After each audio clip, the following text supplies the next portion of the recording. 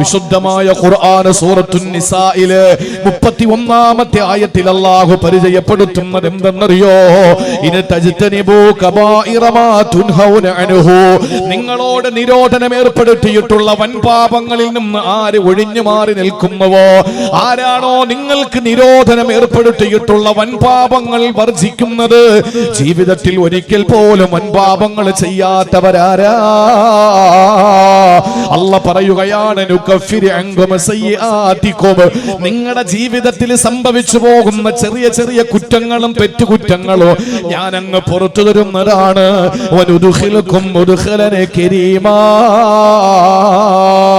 മാന്യമായ സങ്കേതമായ സ്വർഗത്തിലേക്ക് നിങ്ങളെ ഞാൻ ആനയിച്ചു കൊണ്ടുപോകുന്നതാ. എത്ര വിശാലമായി പറയേണ്ട ആയത്താണെന്നറിയോ പ്രിയപ്പെട്ട സഹോദരങ്ങളെ? ജീവിതത്തിൽ അല്ലാഹു നിരോധിച്ചിട്ടുള്ള ചെറിയ പാപങ്ങളുണ്ട്, വലിയ പാപങ്ങളുണ്ട്, വൻപാപങ്ങളുണ്ട്, ചെറിയ ചെറിയ തെറ്റുകുറ്റങ്ങളുണ്ട്. അല്ലാഹ് പറയുകയാണ്, വൻപാപങ്ങൾ നിങ്ങൾ ഉപേക്ഷിക്കുമെന്ന് നിങ്ങൾ ഉറപ്പു തരുമെങ്കിൽ, ഞാൻ നിരോധിച്ചിട്ടുള്ള വൻപാപങ്ങളിൽ നിന്ന് നിങ്ങൾ വിട്ടുമാറി നിന്നാൽ, അല്ലാഹ് പറയുകയാണ്, ചെയ്തു പോയ ചെറിയ ചെറിയ പിഴവുകളുണ്ടല്ലോ അതെല്ലാം ഞാൻ അങ്ങ് മാപ്പ് തരുന്നതാണ്.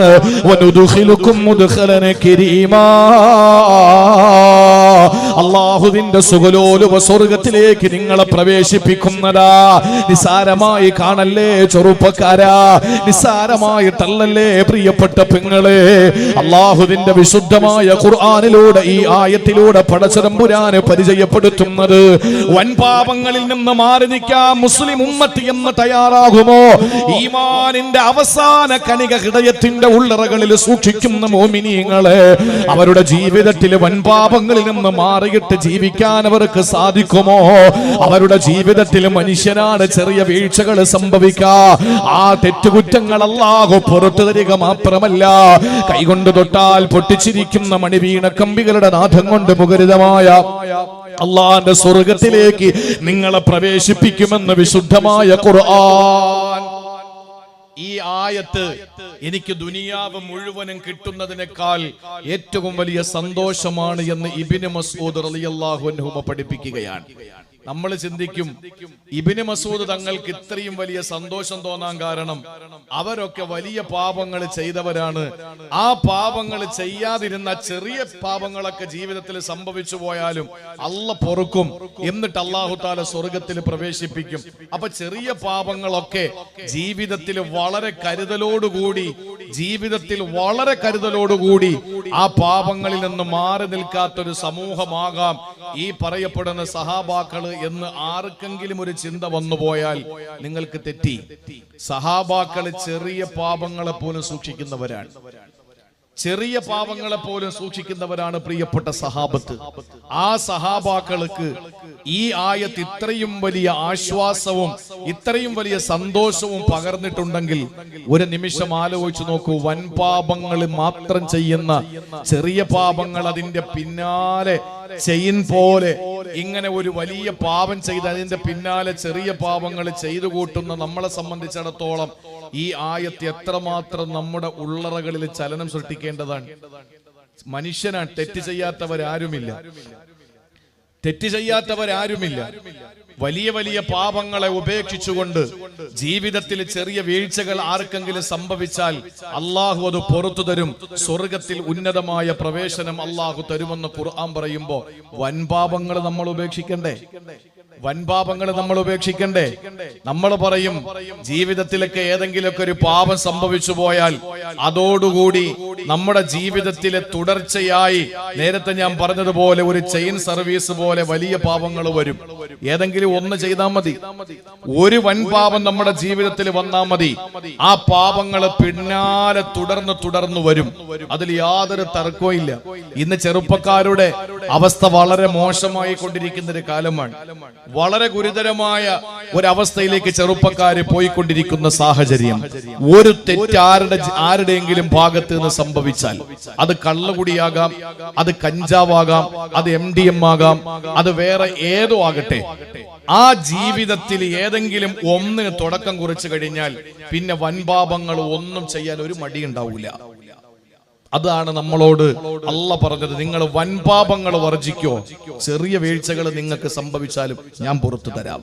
പക്ഷെ വൻപാപങ്ങൾ ചെയ്യുന്ന ഒരാൾക്ക് ചെറിയ പാപങ്ങളും അള്ളാഹ് പൊറുക്കില്ല, വൻപാപങ്ങളും അള്ളാഹ് പൊറുക്കില്ല.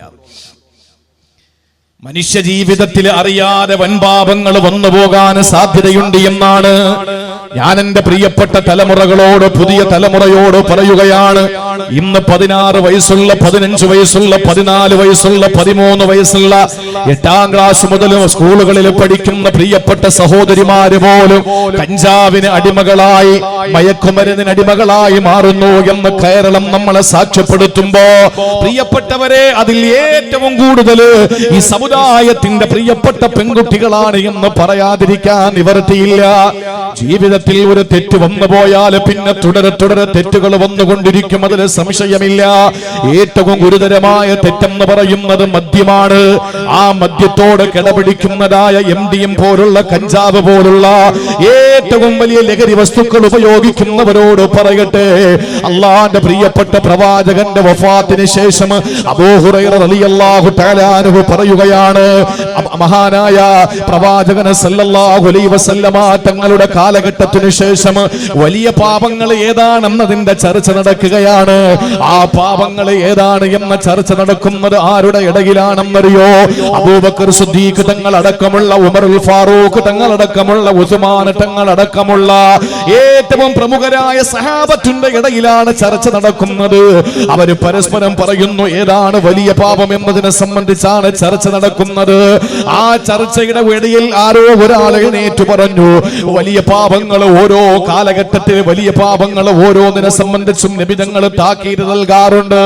അങ്ങനെ പ്രാധാന്യത്തോടെ താക്കീത് കൊടുത്തിട്ടുള്ള പാപങ്ങൾ നിരവധിയാണ്. അതുകൊണ്ട് അവർക്ക് ഏതെങ്കിലും ഒരു പാപം ഏറ്റവും വലിയ പാപമാണ് എന്നതിനെ പറ്റിയിട്ട് ഒത്തുതീർപ്പിലെത്തുന്നില്ല.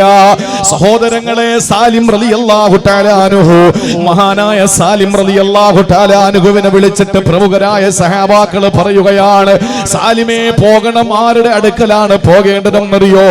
അബ്ദുല്ലാഹി ഇബ്നു അംർ ഇബ്നുൽ ആസ് റളിയല്ലാഹു തആല അൻഹുവിന്റെ അടുക്കൽ പോകണം. എന്നിട്ട് ചോദിക്കണം ഏറ്റവും വലിയ പാപം ഏതാണെന്ന് ചോദിക്കുക. മഹാനായ അബ്ദുല്ലാഹി ഇബ്നു അംർ ഇബ്നുൽ ആസ് റളിയല്ലാഹു തആല അൻഹുവിന്റെ അടുക്കലേക്ക് ചെല്ലുകയാണ് സാലിം തങ്ങള്. എന്നിട്ട് ചോദിച്ചു, സഹാബത്തിന്റെ ഇടയിൽ വലിയൊരു ചർച്ച നടക്കുകയാണ്, ഏതാണ് വലിയ പാപം എന്നതിനെ പറ്റിയാണ് ചർച്ച നടക്കുന്നതെന്ന് പറയുമ്പോ സാലിം റളിയല്ലാഹു അൻഹു പറയുകയാണ്, ഏറ്റവും വലിയ പാപം അല്ലാഹുവിന്റെ ഹബീബ് പഠിപ്പിച്ചത് ഇന്നഅലമൽ കബായിരി ശുർബുൽ ഖംരി, മദ്യപാനമാണ് ഏറ്റവും വലിയ പാപമെന്ന് റസൂലുള്ളാഹി പഠിപ്പിച്ചിട്ടുണ്ട്. ആ മദ്യപാനം എന്ന റസൂലുള്ളാഹിയുടെ വാക്കിനോട് പ്രിയപ്പെട്ടവരെ ഉൾപ്പെടുത്താൻ കഴിയുന്നതാണ്. ഇന്നത്തെ കഞ്ചാവ്, ഇന്നത്തെ MDM പോലുള്ള ലഹരി വസ്തുക്കൾ ഉപയോഗിക്കുന്നത് മദ്യത്തോട് കിടപിടിക്കുന്നതാണ്. ഒരുപക്ഷെ മദ്യത്തെക്കാൾ ഭീകരമാണ് കഞ്ചാവ് എന്ന് പറയുന്നത്. മദ്യപിച്ചാൽ അവന് കുറെ സമയം കഴിയുമ്പോൾ അവന് ബോധം വരാറുണ്ട്. പക്ഷെ സഹോദരങ്ങളെ, MDM ഉപയോഗിക്കുന്നവരെ നമുക്ക് കാണാൻ കഴിയുമല്ലോ, കഞ്ചാവ് വലിക്കുന്നവരെ നമുക്ക് കാണാൻ കഴിയുമല്ലോ. പണ്ട് കാലങ്ങളിലാണ് ചെറുപ്പക്കാര് വഴിതെറ്റിപ്പോയി അവർക്ക് വേണ്ടി പ്രസംഗിക്കേണ്ടി വന്നത്.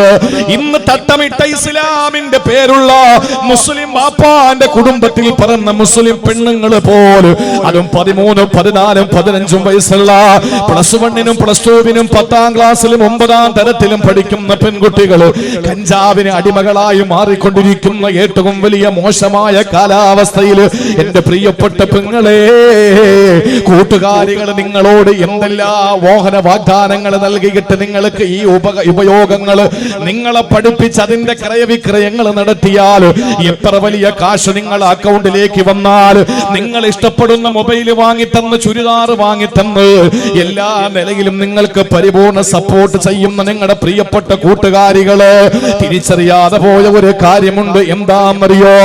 ഏറ്റവും വലിയ പാതകമെന്ന് പറയുന്ന ശുർബുൽ ഖംറാണ്. അഥവാ മനുഷ്യന്റെ ബുദ്ധിയെ ഭ്രമം സംഭവിപ്പിക്കുന്ന, ലഹരി ഉൽപ്പാദിപ്പിക്കുന്ന വസ്തുവാണ്. ഈ വിവരം സാലിം റളിയല്ലാഹു അൻഹു മഹാന്മാരായ സഹാബത്തിന് കൊടുക്കുകയാണ്. അബൂബക്കർ സിദ്ദീഖ് റളിയല്ലാഹു അൻഹു, ഉമറുൽ ഫാറൂഖ് തങ്ങളടക്കമുള്ള സഹാബാക്കള് ആ വിഷയം കേട്ട മാത്രയിൽ തന്നെ അവര് നിഷേധിച്ചു, അല്ല, ഈ കള്ളുകുടിയല്ല ഏറ്റവും വലിയ പാപം, കള്ളുകുടിയല്ല. അവസാനം അവര് തന്നെ നേരിട്ട് വരികയാണ്. അബ്ദുല്ലാഹി ഇബ്നു അംർ ഇബ്നുൽ ആസ് റളിയല്ലാഹു അൻഹുവിന്റെ അടുക്കൽ നേരിട്ട് വന്നു. എന്നിട്ട് മഹാനവറുകളോട് കാര്യങ്ങൾ ചോദിച്ചപ്പോ മഹാനവറുകളുടെ മറുപടി എന്തെന്നറിയോ? അല്ലാഹുവിന്റെ റസൂൽ സല്ലല്ലാഹു അലൈഹി വസല്ലമ തങ്ങൾ പറയുന്നത് ഞാൻ കേട്ടിട്ടുണ്ട്. ഒരിക്കലും നബി തങ്ങളുടെ പ്രസംഗത്തിനിടയിൽ റസൂലുള്ള പറഞ്ഞത്, ഒരു രാജാവ് തന്റെ രാജ്യത്തുള്ള ഒരു മനുഷ്യന്, ഒരു രാജാവ് തന്റെ ഒരു അടിമയായ ഒരു മനുഷ്യന് കുറെ പാപങ്ങൾ ഏത് വേണോ തിരഞ്ഞെടുക്കാനുള്ള സ്വാതന്ത്ര്യം കൊടുത്തുവത്രേ. ഏത് വേണമെങ്കിലും തിരഞ്ഞെടുക്കാ. അവന്റെ മുമ്പിൽ മദ്യമുണ്ട്, അവന്റെ മുന്നിൽ പന്നിയിറച്ചിയുണ്ട്, അവന്റെ മുന്നിൽ വ്യഭിചരിക്കാനുള്ള അവകാശമുണ്ട്, അവന്റെ മുന്നിൽ കള്ളു കുടിക്കാനുള്ള സൗകര്യമുണ്ട്, അവന്റെ മുമ്പിൽ കൊലക്കത്തിയുണ്ട്. ഏത് തെറ്റ് വേണമെങ്കിലും ചെയ്യാമെന്ന് പറഞ്ഞു. ആ രാജാവ് പെർമിഷൻ കൊടുക്കുമ്പോ ആ മനുഷ്യൻ ചിന്തിച്ചത് അല്പം ബോധമുള്ള മനുഷ്യനായിരുന്നു. അയാൾ ചിന്തിച്ചത് എന്താണെന്നറിയോ? ഒരാളെ കൊല്ലുക എന്ന് പറയുന്നത് ഏറ്റവും വലിയ ഗുരുതരമായ തെറ്റല്ലേ? ഒരു മനുഷ്യന്റെ ജീവിതം അവസാനിപ്പിക്കുന്നതല്ലേ? അതുപോലെ തന്നെ ഒരു മനുഷ്യനെ വ്യഭിചരിക്കുക എന്ന് പറയുന്നത് ഏതെങ്കിലും ഒരാളുടെ പെങ്ങളല്ലാത്ത, മകളല്ലാത്ത, ഉമ്മയല്ലാത്ത, ഭാര്യയല്ലാത്ത ഒരു പെണ്ണുണ്ടാവൂലല്ലോ. അത് മറ്റൊരാൾക്ക് വേദന നൽകുന്ന കാര്യമല്ലേ? അതുപോലെ തന്നെ ഏതെങ്കിലും നിലയിൽ പലിശ പോലുള്ള മാരകമായ ഏതെങ്കിലും ഒരു തെറ്റ് ചെയ്യുമ്പോൾ പാവപ്പെട്ടവന്റെ അവന്റെ ചോരയിലും അവന്റെ നീരും ഊറ്റിയെടുക്കുന്ന സാഹചര്യമല്ലേ? അതുകൊണ്ട് ആർക്കും ഒരു ബുദ്ധിമുട്ടില്ലാത്ത കള്ള് ഞാൻ കുടിക്കാൻ തീരുമാനിച്ചു. അങ്ങനെ രാജാവ് സ്വാതന്ത്ര്യം കൊടുത്തു. ഏത് വേണമെങ്കിലും തിരഞ്ഞെടുക്കാമെന്നുള്ള അവകാശം കൊടുത്തപ്പോ പ്രിയപ്പെട്ട സഹോദരങ്ങളെ, ആ മനുഷ്യൻ തിരഞ്ഞെടുത്തത് കള്ളുകുടിയായിരുന്നു. ഇത് അല്ലാഹുവിന്റെ ഹബീബ് നബി മുഹമ്മദ് മുസ്തഫ സല്ലല്ലാഹു അലൈഹി വസല്ലമ തങ്ങൾ പഠിപ്പിച്ചതാ. അബ്ദുല്ലാഹി ഇബ്നു അംർ ഇബ്നുൽ ആസ് റളിയല്ലാഹു അൻഹു പറയുകയാണ്, ആ മനുഷ്യനതാ കള്ളു കുടിച്ച ആ സന്ദർഭത്തിൽ തന്നെ ബാക്കി തെറ്റുകൾ അവന്റെ ജീവിതത്തിലേക്ക് കടന്നു വരികയാ. അവന്റെ ജീവിതത്തിൽ ബാക്കിയുള്ള തിന്മകൾ കടന്നു വന്നു. അവന് കൊലപാതകം ചെയ്തു, വ്യഭിചരിച്ചു. അതുപോലെ തന്നെ അവന് ബാക്കിയുള്ള തിന്മകളെല്ലാം ചെയ്യുകയാണ്. ഒരു തെറ്റ് ഏതെങ്കിലും ഒരു മനുഷ്യൻ ചെയ്തു പോയാൽ ആ തെറ്റ് ചെയ്യുന്ന മനുഷ്യന് പിന്നീട് തിന്മകളോട് യാതൊരു പേടിയും ഇല്ലാതാകുന്നു. അതുവഴി അവന് ചെന്നെത്തപ്പെടുന്നത് വലിയ വലിയ പാപങ്ങൾ ചെയ്യുന്ന അവസ്ഥയിലേക്കാണ്. അങ്ങനെ ഒരു മനുഷ്യനെ ചെന്നെത്തിപ്പോയാ അല്ലാഹുവിന്റെ സ്വർഗത്തിൽ നിന്നവനെ ആട്ടിയകറ്റുന്നതാ അല്ലാഹുവിന്റെ പാപമോചനം എന്ന വിശാലമായ കാരുണ്യം അല്ലാഹു അവനെ നിഷേധിക്കുമെന്ന് വിശുദ്ധമായ ഖുർആനിൽ അല്ലാഹ് പറയാതെ പറയുമ്പോ, സഹോദരങ്ങളെ, അബൂ ഹുറൈറ റളിയല്ലാഹു അൻഹു പരിചയപ്പെടുത്തുന്ന ഒരു സംഭവമുണ്ട്. ഒരു ദിവസം ഞങ്ങൾ റസൂലുള്ളാഹിന്റെ സദസ്സിലിരിക്കുമ്പോ അല്ലാഹുവിന്റെ ഹബീബ് പെട്ടെന്ന് അങ്ങ് തലകുനിക്കുകയാ. എന്നിട്ട് അല്ലാഹുവിന്റെ റസൂൽ 3 വട്ടം ആണയിടുകയാണ്, വല്ലദീ നഫ്സി ബിയദി മുഹമ്മദി, വല്ലദീ നഫ്സി, വല്ലദീ നഫ്സി ബിയദിഹി. എന്റെ നഫ്സ് ആരുടെ കയ്യിലാണോ ആ പടച്ചവനെ തന്നെയാണ് സത്യം, ആ നാഥനെ തന്നെയാണ് സത്യം. അല്ലാഹുവിനെ കൊണ്ട് 3 വട്ടം സത്യം ചെയ്യുകയാണ്. അല്ലാഹുവിന്റെ റസൂൽ പിന്നെ ഒരു അക്ഷരം പോലും പറയുന്നില്ല. അബൂ ഹുറൈറ തങ്ങൾ പറയുന്നു, ഞങ്ങൾ വല്ലാതെ വേദനിച്ചു പോയി, സങ്കടത്തിലായി. എന്താ റസൂൽ പറയാൻ പോകുന്നത്? കുറെ നേരം നിശബ്ദനായിരുന്ന പ്രിയപ്പെട്ട പ്രവാചകൻ അതാ കുറച്ചു നേരം കഴിഞ്ഞിട്ട് തല ഉയർത്തിയിട്ട് പുഞ്ചിരിക്കാൻ തുടങ്ങി. 3 വട്ടം സത്യം ചെയ്ത് ആണയിട്ടിട്ട് അല്ലാഹുവിന്റെ റസൂൽ എന്താണ് പറയാൻ പോകുന്നതെന്ന് തിരിച്ചറിയാതെ വന്നപ്പോ ഞങ്ങളും വല്ലാതെ സങ്കടപ്പെട്ട് കരഞ്ഞു. അവസാനം നബി തങ്ങൾ തല ഉയർത്തിയിട്ട് പുഞ്ചിരിച്ചപ്പോ സുന്ദരമായ ചുവന്ന ഒട്ടകം ഞങ്ങൾക്ക് കിട്ടുന്നതിനേക്കാൾ ഞങ്ങൾക്ക് വലിയ സന്തോഷം തോന്നി. അവിടെയാണ് റസൂലുള്ള ഞങ്ങളുടെ മുന്നിൽ സന്തോഷത്തോടെ പറഞ്ഞത്, ആരൊരാളും ആമിൻ അബ്ദിനി യുസല്ലി സ്വലവാത്തുൽ ഖംസ്, എന്റെ പുൽപ്പറമ്പിലെ ഓരോ സഹോദരങ്ങളും കോറിയിടുക മനസ്സിൽ, ആരൊരാൾ 5 നേരത്തെ നമസ്കാരം കൃത്യമായി നിർവഹിക്കുന്നുവോ, ഈ പുൽപ്പറമ്പിലെ ഏതെങ്കിലും ഒരു പള്ളിയുടെ മിനാരത്തിൽ നിന്ന് ബാങ്ക് മുഴങ്ങുമ്പോ അല്ലാഹുവിന് വേണ്ടി സുജൂദ് ചെയ്യാൻ നിങ്ങൾ തയ്യാറാകുമോ? വയസൂമു റമളാൻ, വിശുദ്ധമായ റമളാൻ മാസത്തിൽ നോമ്പ് പിടിക്കുമോ? വയഖ്റുജു സകാത്ത്, അവന്റെ സകാത്തിന്റെ മുതലിനെ അവന് കൊടുത്തു വിടുമോ? പാവപ്പെട്ടവന്റെ അവകാശമായ സകാത്ത് കൊടുത്തു വിടുമോ? വയജ്തനിബുൽ കബാ, സ്വർഗ്ഗത്തിന്റെ കവാടങ്ങൾ അല്ലാഹു നിങ്ങൾക്ക് തുറന്നു തരുമെന്നാണ്. എന്നിട്ട് നിങ്ങളോട് അല്ല പറയും സ്വർഗത്തിലേക്ക് നിങ്ങൾ കയറിക്കൊള്ളൂ. സഹോദരങ്ങളെ ശ്രദ്ധയോടെ കേട്ടോ. ഈ ഹദീസിൽ അല്ലാഹുവിന്റെ റസൂൽ പറഞ്ഞത് എന്തൊക്കെയാണ്? ഇമാം നസായി റിപ്പോർട്ട് ചെയ്യുന്ന ഹദീസാണ്. അല്ലാഹുവിന്റെ റസൂൽ പറയുന്നു, 5 നേരത്തെ നിസ്കാരം ആര് നിർവഹിക്കുമോ, ആര് റമളാൻ മാസത്തിൽ വ്രതശുദ്ധിയോടെ ജീവിക്കുമോ, ആര് സക്കാത്ത് കൊടുത്തു വിടുമോ, എന്നിട്ട് അവന് പാപങ്ങളിൽ നിന്ന് ഒഴിഞ്ഞു മാറി നിൽക്കുമോ, പള്ളിയിൽ നിസ്കാരം കഴിഞ്ഞ് പുറത്തിറങ്ങിയിട്ട് പലിശയ്ക്ക് കൊടുക്കുന്നവന്റെ കാര്യമല്ല, പള്ളിയിൽ 5 നേരം നിസ്കരിച്ചിട്ട് പുറത്തിറങ്ങിയിട്ട് ലഹരി ഉപയോഗിക്കുന്നവന്റെ കഥയല്ല.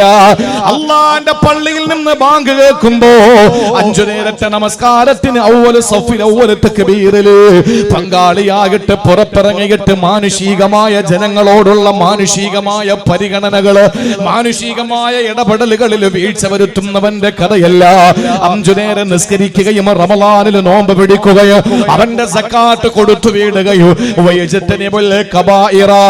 എന്നിട്ട് വലിയ വലിയ പാപങ്ങളിൽ വർജിക്കുന്നവനാരാണോ അവൻ ആകാശത്തിന്റെ വാതിലുകൾ അല്ലാഹു തുറന്നു കൊടുത്തിട്ട് അവന് സ്വർഗത്തിലെ ഉന്നതമായ പ്രവേശനം നൽകുമെന്ന് ആദരവായ പ്രവാചകൻ നബി മുഹമ്മദ് മുസ്തഫ സല്ലല്ലാഹു അലൈഹി വസല്ലം തങ്ങൾ പഠിപ്പിക്കാൻ 5 നേരം നിസ്കരിച്ചിട്ട് കാര്യമില്ല.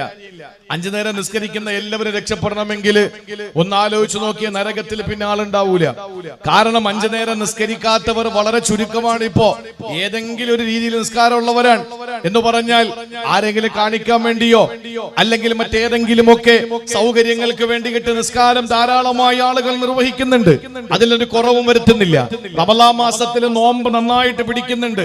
ജനകീയമാണ് സുന്നത്ത് നോമ്പുകളൊക്കെ. സക്കാത്ത് കൊടുക്കുന്നുണ്ട്, പാവപ്പെട്ടവരെ സഹായിക്കുന്നുണ്ട്. ഇതൊക്കെ ചെയ്തുകൊണ്ട് സ്വർഗത്തിൽ പോകാമെന്ന് കരുതണ്ട.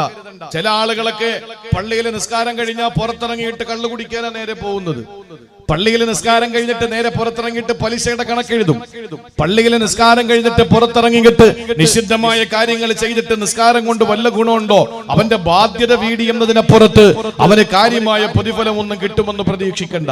അതാണ് അല്ലാഹുവിന്റെ റസൂല് പറഞ്ഞത്. 5 നേരം നിസ്കരിച്ച് നോമ്പ് പിടിച്ച് സക്കാത്ത് കൊടുത്തു വീടി പാപങ്ങളിൽ നിന്ന് അവൻ മാറി നിന്നാൽ അവന് സ്വർഗത്തിൽ ഉന്നതമായ ഒരു പ്രവേശനം അല്ലാഹു നൽകുമെന്ന് ആരംഭപ്പൂവായ ഹബീബ് പറയാൻ ആദ്യം 3 വട്ടം സത്യം ചെയ്ത് പിന്നീട് നിശബ്ദനായി തല ഉയർത്തിയിട്ട് പുഞ്ചിരിച്ച് ഇത് കണ്ടപ്പോ സഹാബാക്കളൊക്കെ സന്തോഷത്തോടെ സുസ്മേര വദനരായി. എന്നിട്ട് അല്ലാഹുവിന്റെ റസൂല് പറഞ്ഞു കൊടുത്ത കാര്യം ഇതാണ്: നിങ്ങൾക്ക് അല്ലാഹു തരുന്ന ഏറ്റവും വലിയ ഓഫർ വലിയ പാപങ്ങൾ ചെയ്യാതിരിക്കുക. ഏതാ വലിയ പാപം? ഇന്ന് വലിയ പാപം എന്ന് ഓരോരുത്തരും മനസ്സിലാക്കിയിരിക്കുന്നത് ഷിർക്ക് ചെയ്യല് മാത്രമാണ്, അല്ലെങ്കിൽ പലിശ വാങ്ങല് മാത്രമാണ്, അല്ലെങ്കിൽ മറ്റതുപോലുള്ള ഏറ്റവും വലിയ മഹാപാപങ്ങൾ ചെയ്യുമ്പോൾ അത് മാത്രമാണ് വൻപാപങ്ങൾ. അത് ഒഴിവാക്കിയാൽ നമുക്ക് രക്ഷപ്പെടാമെന്ന് നിങ്ങൾ കരുതുന്നുണ്ടോ? അള്ളാഹുവിന്റെ റസൂല് എണ്ണി പറഞ്ഞ കുറെ വൻപാപങ്ങളുണ്ട്. നമുക്ക് ആ ഭാഗത്തേക്ക് പോകാൻ കഴിയില്ല. കാരണം 4 ആയത്തുകൾ ബാക്കിയുള്ളത് പറഞ്ഞ് നമുക്ക് ഈ 5 ആയത്തുകൾ നമുക്ക് എന്താണ് ചെയ്യേണ്ടത് എന്ന് വിശദീകരിച്ചിട്ട് ഹ്രസ്വമായ നിലയിലെങ്കിലും വിശദീകരിച്ചിട്ട് പോകേണ്ടി വരുന്നു. കാരണം സമയം വളരെ കുറവാണ്, വിഷയം വിശാലമാണ്. അള്ളാഹുവിന്റെ ഖുർആൻ പറഞ്ഞു, നിങ്ങൾ വലിയ പാപങ്ങൾ ഒഴിവാക്കുക, വലിയ പാപങ്ങൾ ഒഴിവാക്കുക. ചെറിയ പാപങ്ങൾ ചെയ്യാത്തവരാരുമില്ല, മനുഷ്യരല്ലേ നമ്മളൊക്കെ ചെറിയ ചെറിയ പാപങ്ങളൊക്കെ അറിയാതെ ചെയ്തു പോകും. ചെറിയ ചെറിയ ദോഷങ്ങളൊക്കെ ചെയ്തു പോകുന്നവരാണ് മനുഷ്യർ. പക്ഷേ ആ പാപങ്ങൾ അള്ളാഹു പൊറുക്കണമെങ്കിൽ, ആ പാപങ്ങളെ അള്ളാഹു താല കഴുകിക്കളയണമെങ്കിൽ വലിയ പാപങ്ങൾ അള്ളാഹു ഭീകരമായി നമ്മുടെ മുമ്പിൽ അവതരിപ്പിച്ച വലിയ പാപങ്ങളിൽ നിന്ന് മാറി നിൽക്കാൻ നമുക്ക് മനസ്സുണ്ടാകണം. ഇന്ന് ഈ ഒരു തലമുറ വലിയ ഏറ്റവും കൂടുതൽ, ഞാൻ ഒരു കാര്യം വളരെ വ്യക്തമായി എന്റെ പ്രിയപ്പെട്ട സഹോദരങ്ങളോട് പറയാം. ഏറ്റവും കൂടുതൽ മതപ്രസംഗം എന്ന് പറയുന്നത് മുസ്ലിമിന്റെ കുത്തകയല്ല. മതപ്രസംഗം എന്ന് പറഞ്ഞാൽ ഏതൊരു മതത്തിന്റെയും അവരുടെ ആ മതത്തിന്റെ ആശയങ്ങൾ, മതത്തിന്റെ ഏറ്റവും പ്രധാനപ്പെട്ട കാര്യങ്ങൾ വിശദീകരിക്കുന്നതിനാണ് മതപ്രസംഗം എന്ന് പറയുന്നത്. ഹിന്ദുക്കൾക്ക് മതപ്രസംഗം ഇല്ല, ക്രിസ്ത്യാനികൾക്ക് ഒരു പരിധി വരെ ഉണ്ട്. പക്ഷേ മുക്കിന് ഏറ്റവും കൂടുതൽ മതപ്രസംഗം നടക്കുന്ന ഒരു സമൂഹം അത് മുസ്ലിം സമുദായം മാത്രമാണ്. മുസ്ലിം സമൂഹം മാത്രമാണ്. ഓരോ നാടിന്റെ കണക്കെടുക്ക് ഏറ്റവും കൂടുതൽ കഞ്ചാവ് മുസ്ലിം സമുദായമാണ്. കള്ളുകുടി മുസ്ലിം സമുദായമാണ്. ഇപ്പൊ ഈ വന്ന ഈ ഓണത്തിന് ഫസ്റ്റ് എവിടായിരുന്നു? അത് മാത്രം മതിയല്ലോ. കേരളത്തിലെ ബിവറേജിന്റെ കണക്കില് ഈ പറയപ്പെടുന്ന ഈ കഴിഞ്ഞ തിരുവോണ നാളില് 1ാം നമ്പർ ഏറ്റവും കൂടുതൽ കള്ള് വിറ്റഴിക്കപ്പെട്ടത് തിരൂരാണ്. ഞാൻ നിൽക്കുന്ന തിരൂരിലാണ്. ഒന്ന് ആലോചിച്ച് നോക്കിയേ, ഈ തിരൂര് ഏത് മണ്ണാണ്? ഈ തിരൂരത്തെ മണ്ണ് ഏതാണ്? എന്തായിരുന്നാലും ഓണത്തിന് ഗൾഫ് രാജ്യങ്ങളിൽ നിന്നും പാശ്ചാത്യ ലോകത്ത് നിന്നും ആരും ഫ്ലൈറ്റ് ടിക്കറ്റ് എടുത്ത് വന്നിട്ട് തിരൂര് വന്നിട്ട് കള്ളം വാങ്ങിച്ചുകൊണ്ട് പോകാറില്ല. എന്തായിരുന്നാലും അവരവരുടെ നാടുകളിൽ തുറന്നു വെച്ചിരിക്കുന്ന ബിവറേജിന്റെ പിന്നെ ഔട്ട്ലെറ്റിൽ നിന്ന് വാങ്ങാതെ തിരൂര് വന്ന് വാങ്ങിക്കൊണ്ടുപോകുന്ന കേരളത്തിന്റെ മറ്റ് ജില്ലക്കാരുണ്ടാകുമെന്നും എനിക്ക് തോന്നുന്നില്ല. അപ്പൊ ആരായിരിക്കും? ഒന്നാലോചിച്ചു നോക്കിയേ. വലിയ പാപങ്ങൾ ഒഴിവാക്കാത്തിടത്തോളം കാലം ചെറിയ ചെറിയ തെറ്റുകൾ അല്ലാഹു പിടിച്ചു നിർത്തുമെന്ന് ഈ ആയത്തിലൂടെ അല്ലാഹു നമ്മളെ പഠിപ്പിക്കുകയാണ്. അതുകൊണ്ട് വൻപാപങ്ങൾ നിങ്ങൾ വർജിക്കുമോ? അല്ലാഹു പറയുകയാണ്, നിങ്ങളുടെ ജീവിതത്തിൽ അല്ലാഹു തആല തരുന്നത്, എന്റെ ജീവിതത്തിൽ അല്ലാഹു തരുന്നത് ചെറിയ ചെറിയ വീഴ്ചകൾ അല്ലാഹു അങ്ങ് പൊറുക്കുന്നതാ. കണ്ണുകൊണ്ടറിയാതെ കണ്ടുപോയത്, നാവ് കൊണ്ടറിയാതെ പറഞ്ഞു പോയത്, ഇതെല്ലാം പടച്ച തമ്പുരാന് പൊറുക്കുന്നതാണ്. പക്ഷെ വൻപാപങ്ങൾ ഒഴിവാക്കാനുള്ള സന്മനസ് നമുക്കുണ്ടാകണം. 2ാമത്തെ ആയത്തേതെന്നറിയോ? അതേ അധ്യായത്തിലെ 64ാമത്തെ ആയത്തിലാണ് അല്ലാഹു പരിചയപ്പെടുത്തുന്നത്. 2ാമത്തെ ആയത്ത് വിശുദ്ധ ഖുർആൻ പറയുകയാണ്, വലൗ അന്നഹും ഇല്ലലമൂ അൻഫുസഹും ജാഊക ഫസ്തഗ്ഫിറുല്ലാഹ് വസ്തഗ്ഫറ ലഹുമുർ റസൂൽ ലവജദുല്ലാഹ തവ്വാബർ റഹീമാ. ഈ ആയത്താണ് എന്റെ മദീന എന്ന് പറയുന്ന ഈ അനുഗ്രഹീതമായ സരസിലെ ഹുബ്ബുർ റസൂൽ പ്രഭാഷണത്തിൽ നമുക്ക് ഹൈലൈറ്റ് ചെയ്യേണ്ടത്. ഈ ആയത്ത് നിങ്ങൾ ശ്രദ്ധയോടെ ഒന്ന് കേൾക്കണേ എന്റെ പ്രിയപ്പെട്ടവരെ. അല്ലാഹുവിന്റെ പരിശുദ്ധമായ ഖുർആനിലെ സൂറത്തുൻ നിസായിലെ 64ാമത്തെ ഈ ആയത്തിൽ അല്ലാഹു പറയുന്ന കാര്യം എന്തെന്നറിയോ? എന്റെയും നിങ്ങളുടെയും നായകനായ ഹബീബ് നബി മുഹമ്മദ് മുസ്തഫ സല്ലല്ലാഹു അലൈഹി വസല്ലമ തങ്ങളുടെ പോരിശയായി ഇതിൽ പറയുന്നത്, പ്രിയപ്പെട്ടവരെ, ക്രൈസ്തവ സഹോദരങ്ങളെ പോലെ മുസ്ലിം സമുദായത്തിലെ ഏതെങ്കിലും ഒരാൾ തെറ്റ് ചെയ്താൽ, ഈ പുൽപ്പറമ്പിലോ തിരൂരിലോ താനൂരിലോ ഏതെങ്കിലും ഒരാൾ ഒരു തെറ്റ് ചെയ്താൽ, ആ തെറ്റ് ചെയ്ത മനുഷ്യന് പള്ളിയിലെ ഖതീബിന്റെ റൂമിൽ ചെന്നിട്ട് ആ ഖതീബിനോട്, ഉസ്താദേ, ഞാൻ ഇന്ന പാപങ്ങൾ ചെയ്തു പോയി, ഇന്ന പാപങ്ങൾ ചെയ്തു പോയി, എനിക്ക് നിങ്ങൾ പ്രാർത്ഥിക്കണമെന്നോ അല്ലെങ്കിൽ എനിക്ക് പൊറുക്കണമെന്നോ പറയാൻ കഴിയില്ലല്ലോ. അങ്ങനെ പറയുന്നത് ഗുരുതരമായ തെറ്റല്ലേ? അല്ലാഹുവിന്റെ റസൂൽ അവിടെ പറഞ്ഞതെന്താണ്? എന്റെ സമുദായത്തിലെ സർവർക്ക് ഞാൻ പുറത്തു കൊടുക്കും, പക്ഷേ പരസ്യമായി തെറ്റുകൾ ചെയ്തിട്ട് പരസ്യമായി വിളിച്ചു പറയുന്നവന് ഞാൻ പുറത്തു കൊടുക്കില്ല. അല്ലാഹുവിന്റെ ഹബീബ് അതിനെ വിശദീകരിച്ചത് എങ്ങനെയെന്നറിയോ? പാതിരാത്രി ആരും കാണാതെ തെറ്റ് ചെയ്യുകയാണ്, എന്നിട്ട് പകല് അല്ലാഹു രാത്രി ചെയ്ത തെറ്റിനെ മറച്ചു വെച്ചു. ഒരു മഖ്ലൂക്കിനോടും അല്ലാഹു പറഞ്ഞില്ല. പക്ഷെ നേരം വെളുത്തപ്പോ ഈ മനുഷ്യനെ എല്ലാവരെയും വിളിച്ചു കൂട്ടിയിട്ട്, ഇന്നലെ രാത്രി ഞാൻ അങ്ങനെ ചെയ്തു, ഇങ്ങനെ ചെയ്തു എന്ന് പറഞ്ഞിട്ട് തലേ ദിവസം അല്ലാഹു മറച്ചു വെച്ച തെറ്റിനെ ജനങ്ങളുടെ മുമ്പിൽ വിളിച്ചു പറയുമ്പോ അവന്റെ പാപങ്ങൾ അല്ലാഹു പുറത്തു കൊടുക്കില്ലെന്ന് അഷ്റഫുൽ ഖൽഖ് നബി തങ്ങൾ പഠിപ്പിക്കുമ്പോ, സഹോദരങ്ങളെ, കുംഭസാരം എന്ന് പറയുന്നത് ഇസ്ലാമിലില്ല. ഒരാളോടും മഹല്ലിലെ ഖാദിയുടെ മുമ്പിൽ ചെന്ന് ചെയ്ത തെറ്റുകൾ പറയണമെന്ന് ഇസ്ലാം പഠിപ്പിക്കുന്നില്ല. അങ്ങനെ ചെയ്താൽ അവന്റെ പാപങ്ങൾ അല്ലാഹു പൊറുക്കുകയുമില്ല. പക്ഷേ ഈ ആയത്തിൽ എന്താ അല്ലാഹു പറയുന്നതെന്നറിയോ? അവിടെയാണ് ഹബീബായ നബി തങ്ങളുടെ പ്രത്യേകത. അവിടെയാണ് എന്റെ മദീന എന്ന ഈ SKSSFന്റെ പരിപാടിയിൽ എന്റെയും നിങ്ങളുടെയും പ്രവാചകൻ നബി മുഹമ്മദ് മുസ്തഫ സല്ലല്ലാഹു അലൈഹി വസല്ലമ തങ്ങളുടെ പോരിശ അവിടെയാണ്. അല്ലാഹു പറയുന്നു, നബിയേ, വലൗ അന്നഹും ഇല്ലലമൂ അൻഫുസഹും, സ്വന്തം ശരീരങ്ങളോട് ദുൽമ ചെയ്തിട്ട്, സ്വന്തം ശരീരത്തോട് പാപങ്ങൾ ചെയ്തിട്ട്, ജാഊക ഫസ്തഗ്ഫിറുല്ലാഹ്, അങ്ങയുടെ മുന്നിൽ വന്നിട്ട് പടച്ചവനോട് പൊറുക്കലിനെ ചോദിക്കുന്ന ജനങ്ങളുണ്ടല്ലോ. സ്വന്തമായി അക്രമം ചെയ്തിട്ട്, കള്ളുകുടിച്ച്, പലിശ വാങ്ങി, വ്യഭിചരിച്ച്, മോഷണം നടത്തി, ജീവിതത്തില് പാപങ്ങൾ ചെയ്തു കൂട്ടിയിട്ട് അങ്ങയുടെ സാന്നിധ്യത്തിൽ വന്ന് അങ്ങയുടെ മുന്നിൽ നിന്നിട്ട് നബിയെ അല്ലാഹുവിനോട് അവര് പൊറുക്കലിനെ ചോദിക്കുമ്പോ അല്ലാഹുവിന്റെ ഹബീബ് അവർക്ക് വേണ്ടി പടച്ചവനോട് പൊറുക്കലിനെ തേടിയ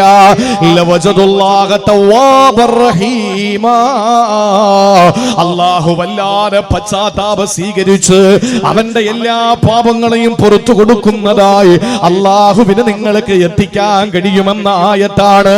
നിങ്ങൾ ചിന്തിക്കണേ സഹോദരങ്ങളെ, അശ്രദ്ധരായി നിങ്ങൾ ഇരിക്കരുത്.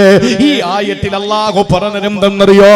അവിടെയാണ് മുസ്തഫായ നബി തങ്ങളുടെ മുഅ്ജിസത്ത്, അവിടെയാണ് ഹബീബായ നബി തങ്ങളുടെ പോരിശ, അവിടെയാണ് പ്രവാചകന്റെ പ്രത്യേകത, അവിടെയാണ് ആമിനാടെ പൊന്നുമോന്റെ ഫളല്. എന്താ അല്ലാഹു പറഞ്ഞെന്നറിയോ? ഒരു മനുഷ്യനോട് നമ്മൾ ചെയ്ത തെറ്റുകളെ പറ്റി പറയാൻ പാടില്ല, ഒരാളോട് നമ്മൾ ചെയ്ത തിന്മകളെ പറ്റിയിട്ട് വിശദീകരണം പാടില്ല. അത് ഇസ്ലാം അനുവദിക്കുന്നില്ല. അവന്റെ പാപങ്ങളല്ല പുറത്തു കൊടുക്കുകയുമില്ല. എന്തുകൊണ്ട് പൊറുക്കില്ല? അല്ലാഹു മറച്ചു വെച്ച തെറ്റ് ജനങ്ങളുടെ മുമ്പിൽ അവന് വിളിച്ചു പറഞ്ഞതിന്റെ പേരിൽ അല്ലാഹുവിന് പുറത്തു കൊടുക്കില്ലെന്ന് അഷ്റഫുൽ ഖൽഖിന്റെ നാവിലൂടെ പഠിപ്പിക്കുമ്പോ എന്റെ പ്രിയപ്പെട്ട സഹോദരങ്ങളെ, അല്ലാഹു പറയുന്നു നബിയെ തെറ്റ് ചെയ്തിട്ട് അങ്ങയുടെ മുന്നിൽ വന്നാൽ എന്നിട്ട് അവർ അല്ലാഹുവിനോട് പൊറുക്കലിനെ തേടിയാൽ അങ്ങ് അവർക്ക് വേണ്ടി പൊറുക്കലിനെ തേടിയാ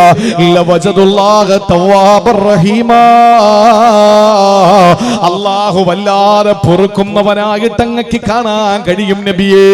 വന്നിട്ടില്ലേ മാഇസ് ബിൻ മാലിക് അൽ-അസ്ലമി റളിയല്ലാഹു അൻഹു, നബിയെ ഞാൻ വ്യഭിചരിച്ചു പോയി നബിയെ, വ്യഭിചരിച്ചു റസൂലേ, എനിക്ക് ഹബ്ബടിയണം നബിയെ, ഹദ്ദടിക്കണം നബിയെ, ആഖിറത്തിൽ അല്ലാഹുവിന്റെ ശിക്ഷ ലഘൂകരിക്കാൻ ഇസ്ലാമിന്റെ നിയമം അനുസരിച്ച് എനിക്ക് അടി വേണമെന്ന് പറഞ്ഞിട്ട് മാഇസ് ബിൻ മാലിക് അൽ-അസ്ലമി നബി തങ്ങളുടെ മുന്നിൽ വന്നില്ലേ?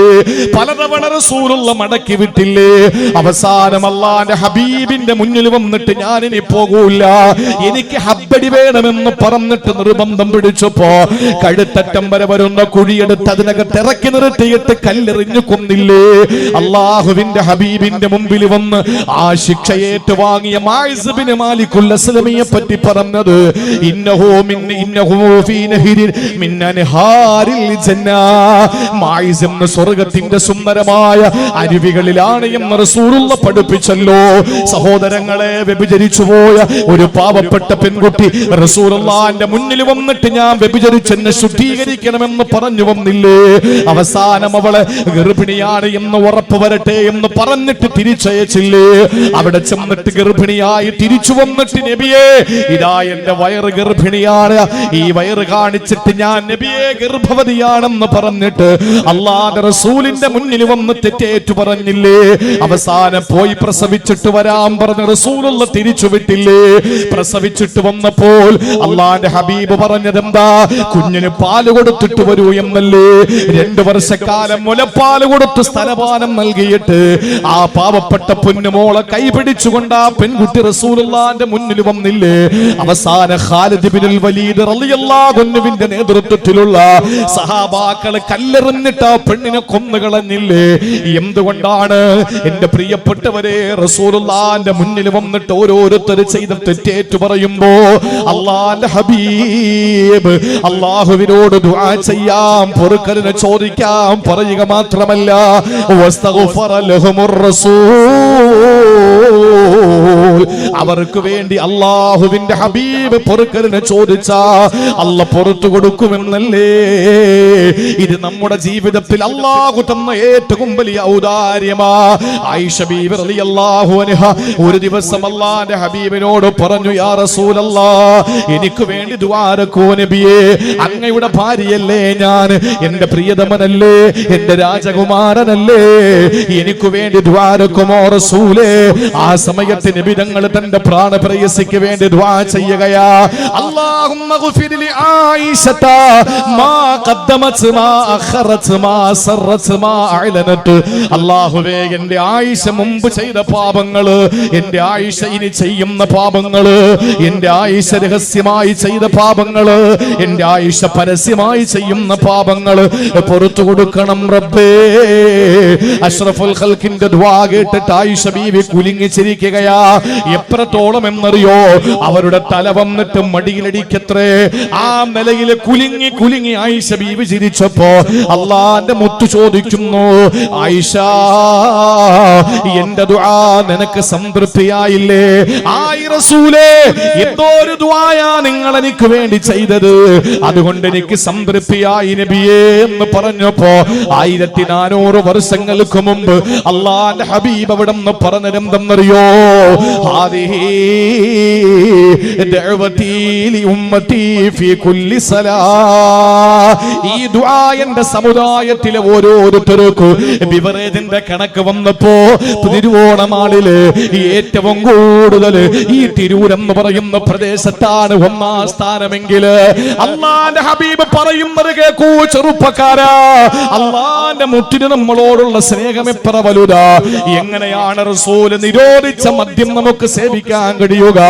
എങ്ങനെയാണ് ചെറുപ്പക്കാരികളെ, എന്റെ പ്രിയപ്പെട്ട പെൺകുട്ടികളെ, അള്ളാഹുവിനെ പഠിച്ച് റസൂലിനെ പഠിച്ച് ഹൃദയത്തിൽ സൂക്ഷ്മതയോടെ ജീവിക്കേണ്ട നിങ്ങള് എന്തുകൊണ്ടാണ് ലഹരി ഉൽപാദനത്തിനും ലഹരി ഉൽപ്പന്നങ്ങളുടെ വിൽപ്പനയ്ക്കും വേണ്ടിയിട്ട് നിങ്ങളുടെ ജീവിതത്തെ മാറ്റിവെക്കുന്നത്?